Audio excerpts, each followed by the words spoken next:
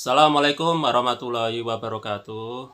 Selamat berjumpa kembali teman-teman dalam belajar pendidikan kewarganegaraan.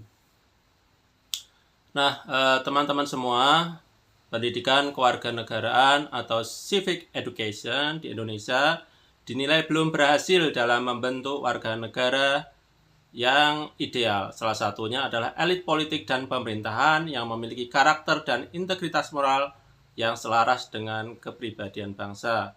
Nah, teman-teman semua, hal ini disebabkan oleh pendekatan pembelajaran yang masih didominasi normatif dan kognitif, di mana materi hanya ditekankan pada hafalan atau transfer of knowledge, seperti konsep-konsep dasar, seperti konsep demokrasi, konsep sistem ketatanegaraan, dan sebagainya. Nah, teman-teman semua, pembelajaran seperti ini cenderung mengabaikan dimensi afektif dan praksisnya.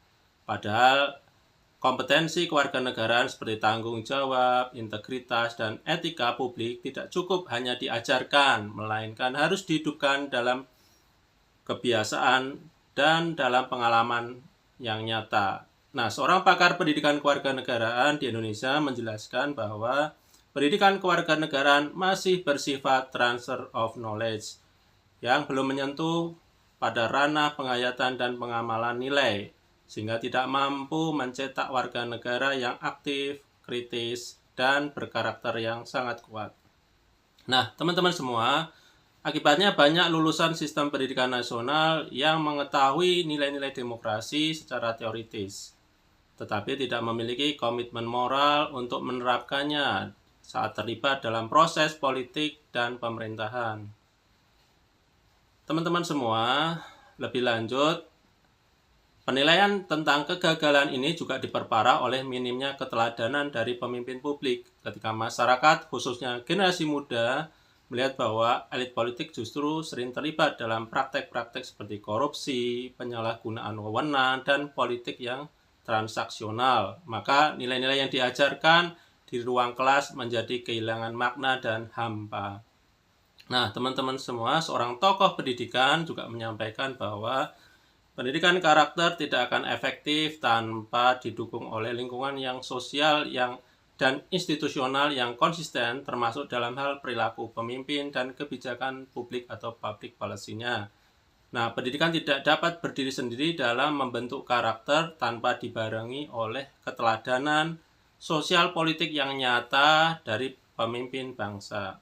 Nah, teman-teman semua, selain itu civic education juga sering tercerabut dari akar budaya bangsa. Nah, pendekatan yang terlalu meniru sistem demokrasi tanpa melakukan lokalisasi nilai menyebabkan hilangnya orientasi moral khas Indonesia seperti gotong royong, musyawarah, dan etika ketimuran dalam praktek politik nasional.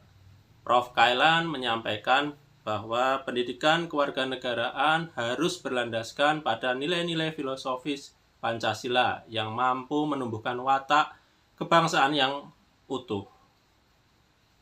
Ketiadaan kesinambungan antara pendidikan kewarganegaraan di sekolah dan realitas politik juga menjadi penyebab utama mengapa terjadinya lemahnya integritas pemimpin bangsa.